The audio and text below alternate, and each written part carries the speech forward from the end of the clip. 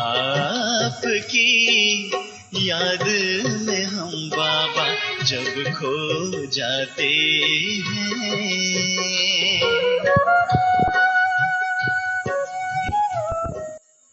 बाबा के विशेष रत्न गुणों के गुलदस्ते आज हमारे बीच आदरणीय भाई जी हैं, तो उनका हम सब की ओर से फूलों से स्वागत करेंगे। कुमारी स्वीटी। वरदान बोलो, किसको याद है? सार बता दो, पूरी लाइन में याद रहे। बाप और अगर हम साथ हैं तो बहुत चीजें ठीक हो जाएंगी और हम बाप समान बन जाएंगे। गीत में भी यही था, उसकी याद में मगन रहे, क्योंकि जिसके साथ हम रहते हैं उसके समान तो बनते ही हैं। कोई थोड़ा बने, कोई ज्यादा बने, कॉपी करना मनुष्य की आदत है, हम करते ही हैं। तो बाबा के साथ ऊपर रहेंगे या नीचे? ऊपर सहज है।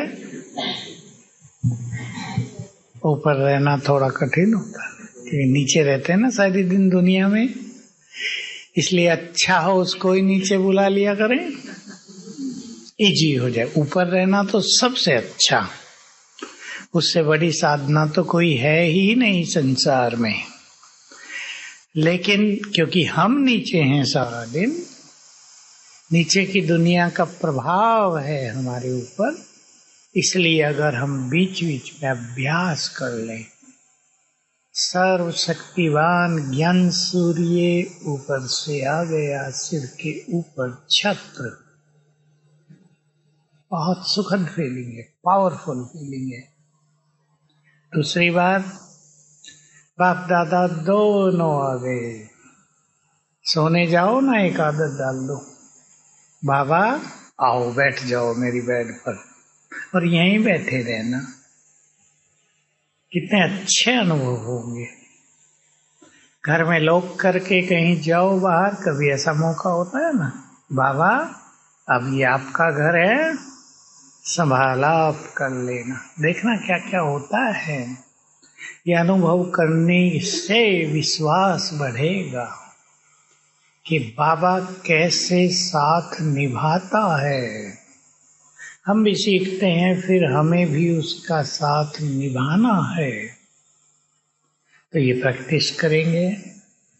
आपसे तो हम मिलते ही रहते हैं, कोई खास बात तो नहीं है, लेकिन आज से और जब अगली बार तक मिलें, अब वो आपके ऊपर है, आप जल्दी हमें बुलाओ या देर से, बाबा को बुलाना है। ज्यादा देर नहीं, 5 बार, 5 बार सर्वशक्तिवान को सिर के ऊपर छत्र छाया, 5 बार बाप दादा को अपने पास।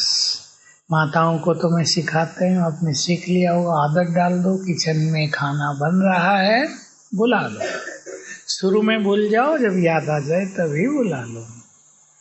भाई लोग भी ऐसे ही घर से निकलते हैं, बाबा को बुलाओ। इसके सुंदर अनुभव होंगे, सरल विधि है, उसके वाइब्रेशंस हमको मिलते रहेंगे और हमें नशा चढ़ता जाएगा, कौन हमारा साथी है। ये बहुत बड़ा नशा है।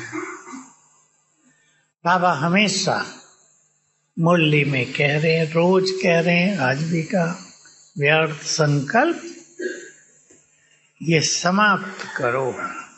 लेकिन कलयुग में इसी को समाप्त करना सबसे बड़ी चुनौती है। संबंध भी ऐसे होते जाते हैं कलयुग में, तो समस्याएं भी नई नई आती जाती हैं, अचानक भी कुछ होता रहेगा। संकल्प बहुत चलते हैं। जिन्होंने संकल्पों को धीमा कर लिया वो क्या है? सच्चे ज्ञानवान। इसलिए ज्ञान की बातों की कुछ प्रैक्टिस आज भी था लास्ट में। किस नशे में रहो? बेफिक्र बादशाह। तो बहुत सारे संकल्प इस नशे से शांत हो जाएंगे। बाबा हमारा जिम्मेदार है, जब वो हमारी फिक्र कर रहा है तो हम क्यों करें? अच्छा होगा ना। मैंने सुना है ना राम महाभारत की एक कहानी, फिर सुन लो, क्योंकि वो तो एक्चुअली तो रोज सुनने की है, भूले नहीं कि अर्जुन ने प्रतिज्ञा कर ली, कल शाम तक सूरज डूबने से पहले जयद्रथ का वध करूंगा, नहीं तो अग्नि में जल जाऊंगा। तो प्रतिज्ञा तो कर ली, लेकिन अब श्री कृष्ण चिंतित हो गए कि इसने तो प्रतिज्ञा कर ली, इसने सोचा जयद्रथ सामने ही खड़ा होगा, पर कौरव तो रणनीति बना देंगे ना, उसको छुपा देंगे, उसको भगा भी सकते हैं।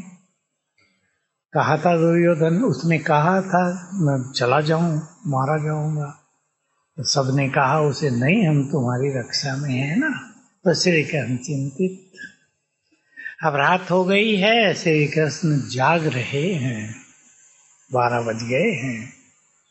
भाई कल क्या किया जाए जो अर्जुन जयद्रथ तक पहुंच जाए, बस एक बार पहुंचने की बात है। वो सोच रहे हैं घूमते घूमते, उनको संकल्प आया कि अर्जुन को तो चल के देखो वो क्या सोच रहा है।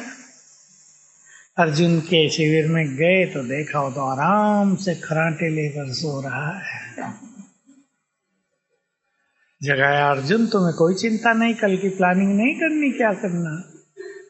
बोला जिसकी चिंता भगवान करता हो, जिसके लिए भगवान जाग रहा हो, वो क्यों जागे? तो हमारे लिए भी भगवान जाग रहा है, अब तो खास जाग रहा है। हमेशा हम पर उसकी दृष्टि है, नजर है। वो सच्चा माता पिता है, किसी भी बच्चे को दुखी या शांत या परेशान देखना ही नहीं चाहेगा। जैसे आप नहीं चाहते ना अपने बच्चों को, या चाहते हैं, वो तो सच्चा बेहद का माता पिता है। उसके दिल को, उसके प्यार को, उसकी भावनाओं को समझना भी सबके बस की बात नहीं है। आप सौंप के तो देखो उसको, सब कुछ सौंप के देखो, कितना मजा आता है जीवन में। भक्ति में तो गाते रहे, अब सौंप दिया इस जीवन का, गाया गुजराती में भी तो कुछ होगा, ये तो सब भाषाओं में गीत हैं। अब सौंप दिया इस जीवन का सब भार तुम्हारे हाथों में। सौंप के देखें, सचमुच डिवाइन अनुभव होंगे कि वो क्या क्या करता है, उसके दिल में हमारे लिए क्या क्या है। करेंगे ना? सौंपते रहो रोज रोज, क्योंकि एक दिन की प्रैक्टिस से काम नहीं चलता। रोज रोज सौंपते रहो। कुछ चीजें अपने पास लिख के रख लेनी चाहिए, जिन पे रोज नजर डाल दो, 5, 7, 8, कि भाई सवेरे उठ के ये संकल्प करने हैं, सोने से पहले ये करने हैं। क्योंकि इलेक्ट्रॉनिक्स का जमाना आ गया है, तो सोने से पहले लोग उसी पे रहते हैं। बच्चे हैं घर में, टीवी चला रहे हैं। आजकल तो टीवी भी नहीं देखते, हर एक अपना अपना मोबाइल लेके बैठा होगा, कोई किसी बात भी नहीं करता।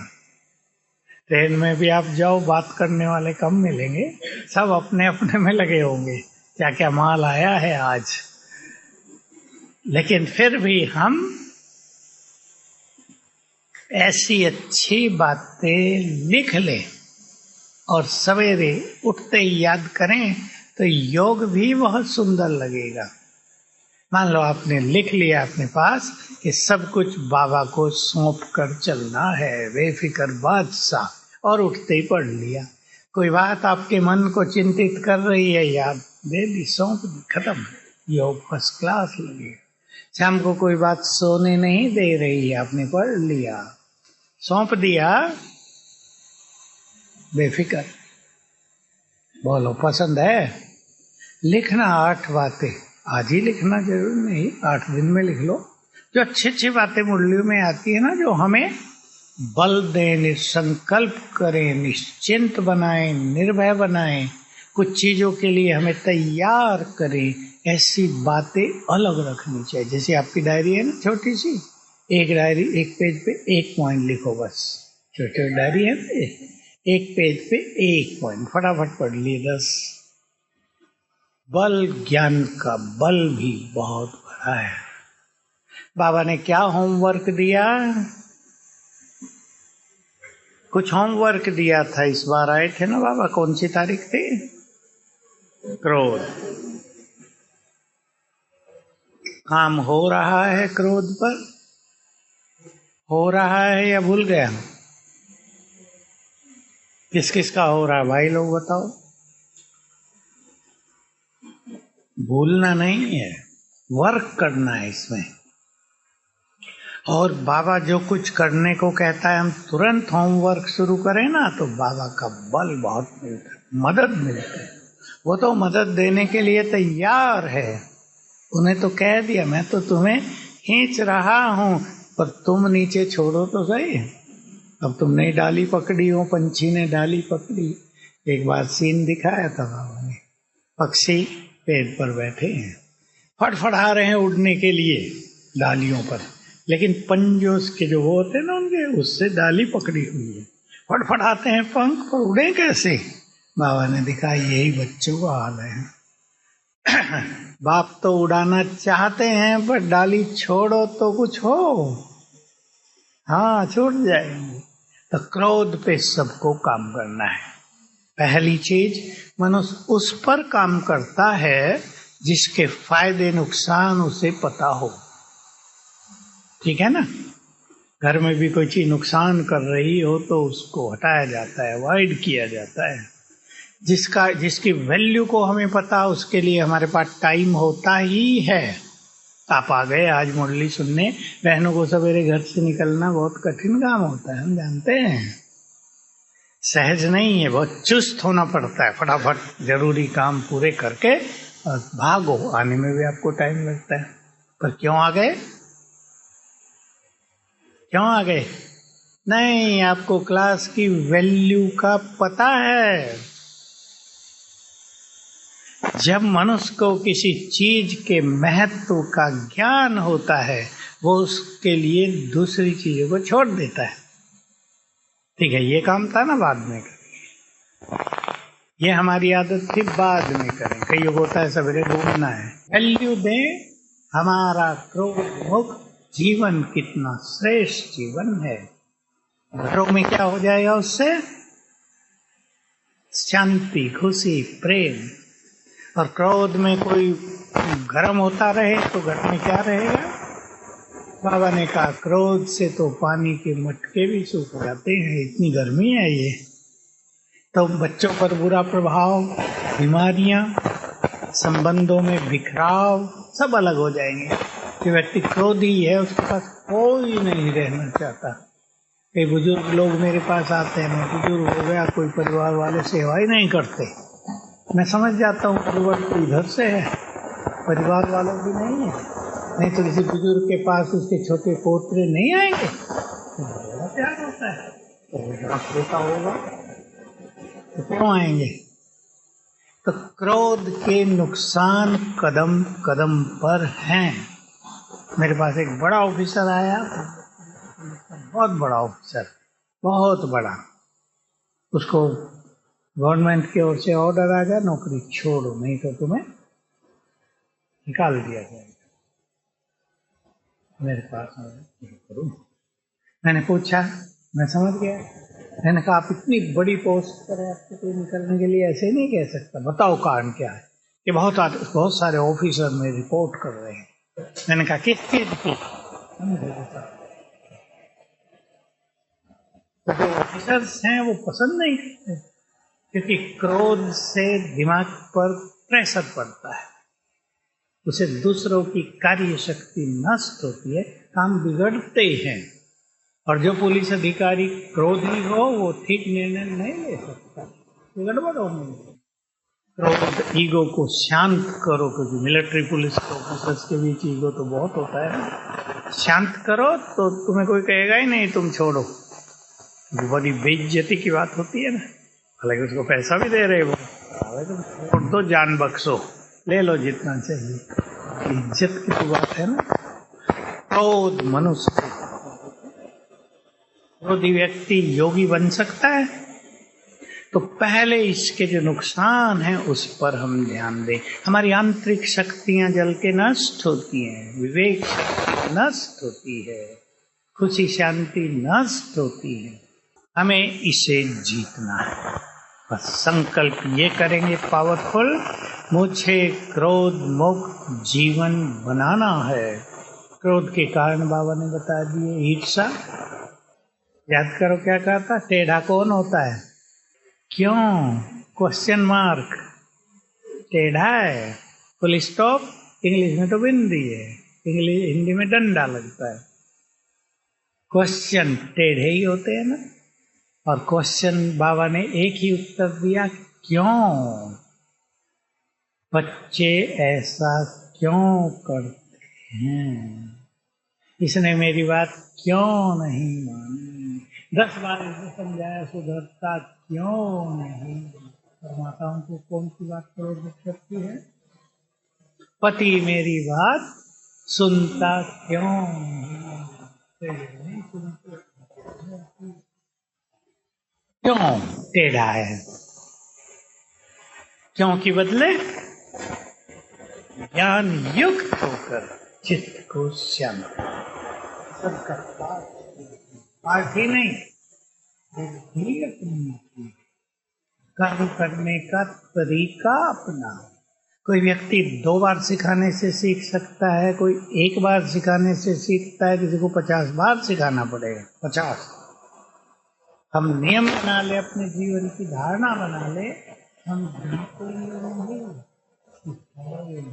घरों में माता ध्यान डांटेंगे नहीं, सिखाएंगे। अब तो वर्कर भी काम कर रहे हैं ना, दुकान है आपकी बड़ी, 4 वर्कर।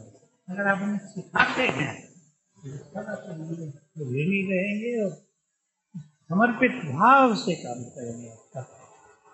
और अगर आप डांटते हैं तो वो सोचेगा कहीं और चले गए। होगा या नहीं होगा? कोई व्यक्ति अशांति पसंद नहीं करता, प्रेम पसंद करते हैं। डांटो नहीं, बोलो डांटो नहीं।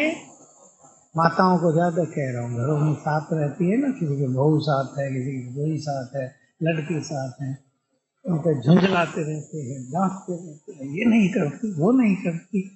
सिखाओ सिखाओ, प्यार दो। मेरे पास तो बहुत अनुभव है, हमारे पास तो लोग आते रहे ना, किचन का काम थोड़ा ही कोई जानते, सीखते हैं वहाँ। हमने सिखाया सबको, अभी भी सिखाते हैं। कई होते तो कुछ भी नहीं आता, घर में कुछ किया नहीं कभी। सिखाना तो टीम हमारी अच्छी बन जाती है, हमारे परिवार में ग्रुप हमारा पावरफुल हो जाता है। बाबा ने सिखाया था, मुझे बात बहुत प्रिय लगी थी, बहुत पहले की बात है, 50 साल होंगे। देखो, किले में एक भी ईंट कमजोर हो और शत्रु को पता लग जाए कि उस जगह की ईंट, एक इतना सा पत्थर गल गया है, वो रात को उसको ही निकाल देगा और वहां से तो सारे किले को फतेह कर लेगा। होगा या नहीं? तो बाबा ने कहा, तुम्हारा जो संगठन है इसमें एक भी ईंट, यानी एक भी भाई या बहन, आत्मा रिजेक्ट न करो उसे, ये कोई काम का नहीं। सबको स्वीकार करके सिखा दो तो किला मजबूत रहेगा। देखो, अनेक किले कैसे जीते शत्रुओं ने, कि कोई ना कोई वहां सेनापति से या राजा से नाराज था तो उसने चुपचाप भेद दे दिया, इधर है छोटा गेट, वहां से घुस सकते हो।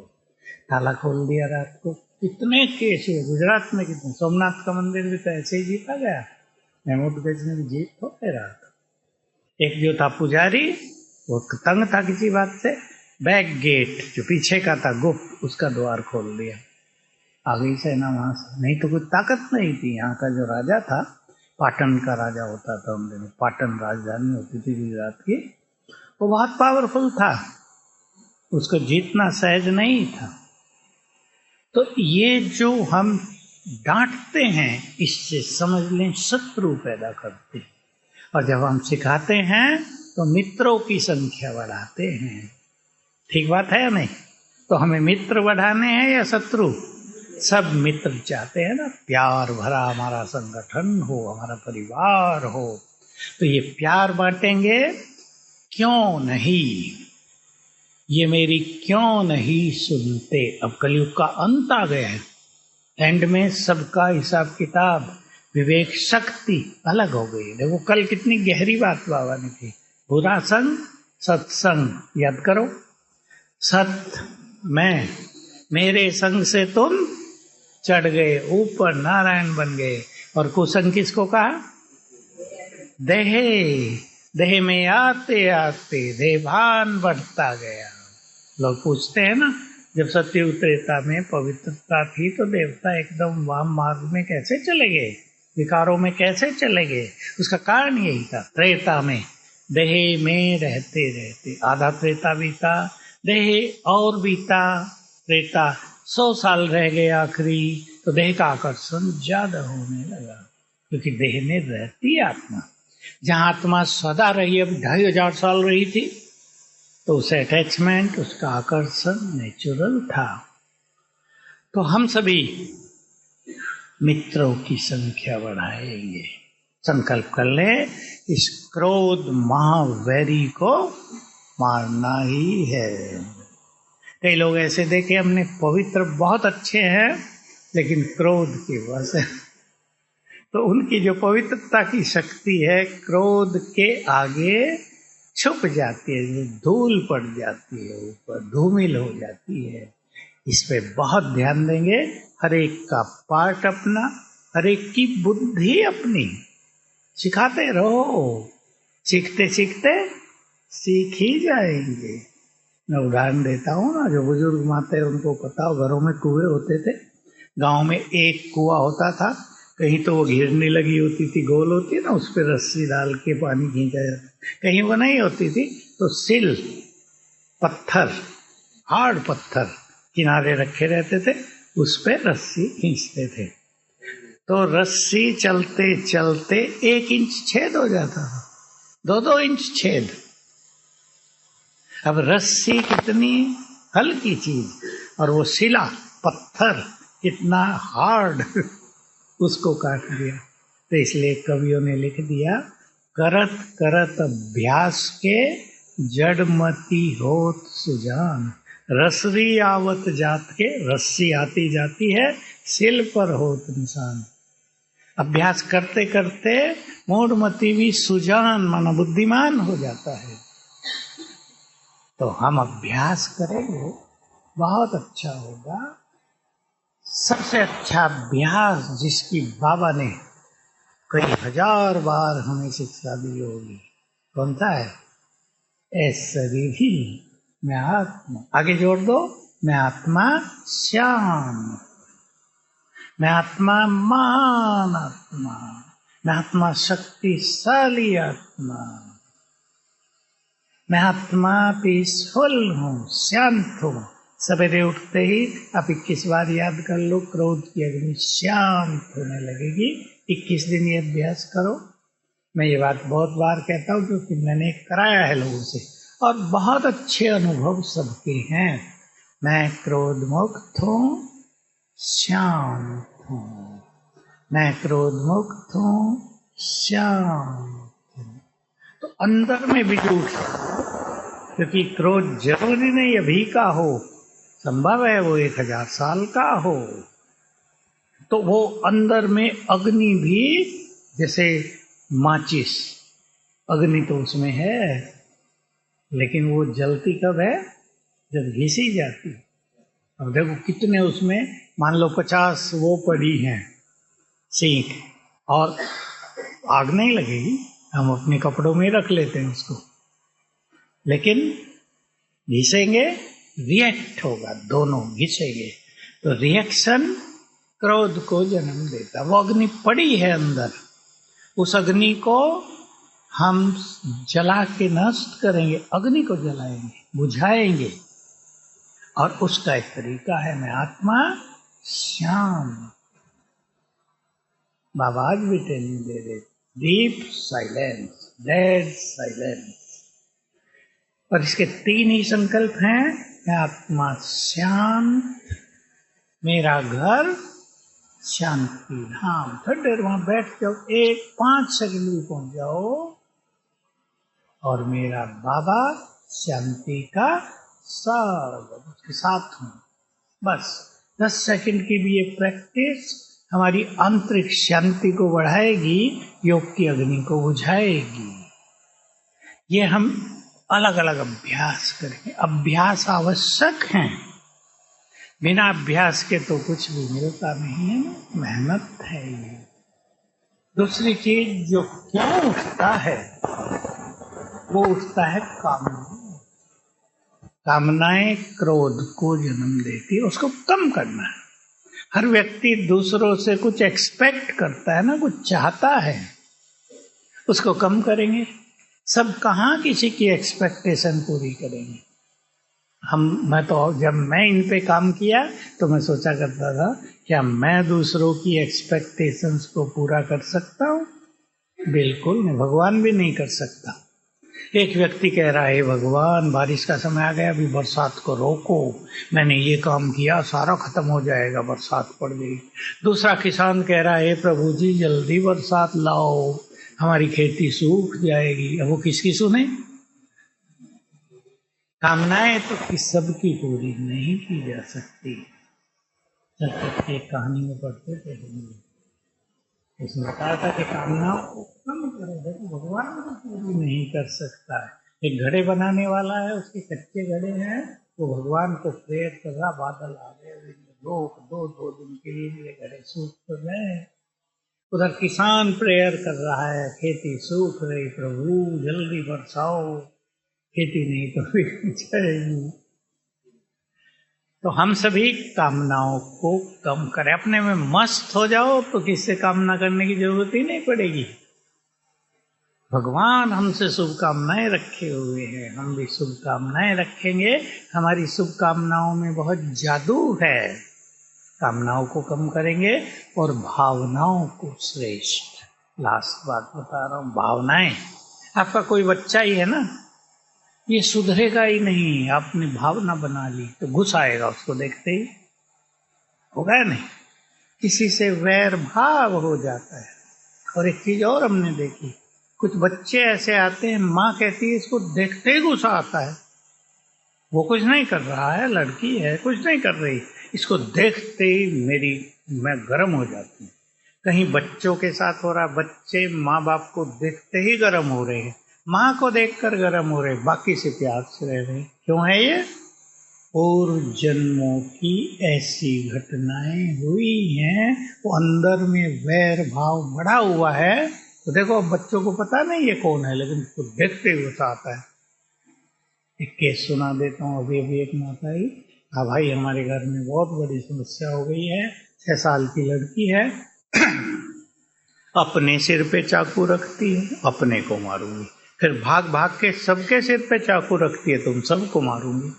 पहले तो हंसी में सब उसकी बात ले लेते थे, लेकिन रोज करने लगी और उसका स्वरूप दिखने लगा। फिर जब वो रखती है चाकू दूसरे सिर पे तो थोड़ा भयानक, क्या करूं मैं? अभी जो लास्ट वीक था, अभी आई है, देखो ऐसी परिस्थिति ने मिलकर इसका मर्डर किया है। अब आ गई है बदला लेने, बोलो क्या करना? आ गई वो तो बदला लेने की, मैं भी मरूंगी तुम्हें मारूंगी। अभी एक तो उससे क्षमा याचना करो, सभी 7 दिन कर लो, सवेरे उठकर वो सोई हो उसके पास जाके खड़े हो जाओ, आपको कष्ट दिया है क्षमा चाहते हैं, उसका दूसरा उसके लिए इस दिन योग करो, कम से कम आधा घंटा रोज, तो उसका चित्त शांत हो। यही तरीके हैं, क्योंकि इससे बहुत चीजें ये अभ्यास करेंगे। बाबा आ गया, छत्र 7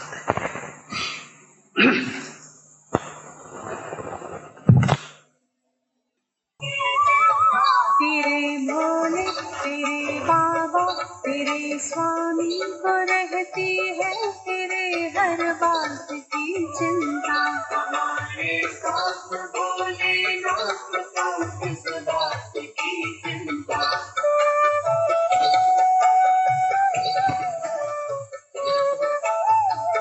न खाने की न पीने की न मरने की न जीने की,